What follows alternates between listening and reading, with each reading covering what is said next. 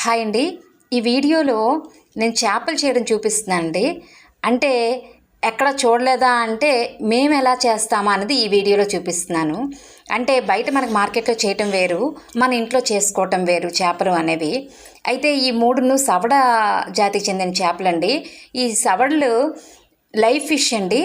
ఇవి మనకి యాక్చువల్లీ మన ఏరియాలో ఏంటి అంటే లైవ్ ఫిష్ చాలా తక్కువగా దొరుకుతుందండి. అన్నెన్నో ఐస్లో వేసి అమ్ముతారు.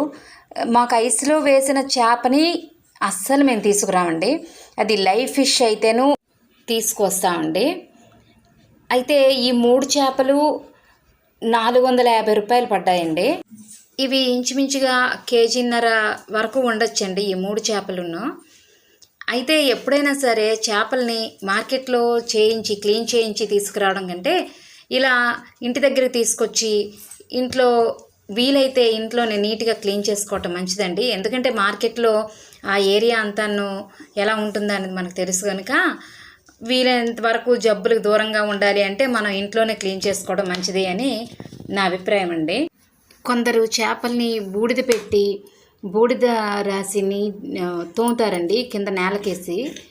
అలా వీలైతే అలా చేయొచ్చు. కానీ మనకేంటి అంటే ఈజీ ప్రాసెస్ చాక్ కానీ లేకుంటే షార్ప్గా ఉన్న స్పూన్ కానీ పెట్టి ఆ పొలుసుల దగ్గర గీసేస్తే అండి నీట్గా పొలుసులన్నీ బయటకు వచ్చేస్తాయి. ఎప్పుడైనా చేప మొత్తం క్లీన్ అయిపోయిన తర్వాత కల్లుప్పుతో కనీసం 3 to 4 టైమ్స్ కడగాలండి.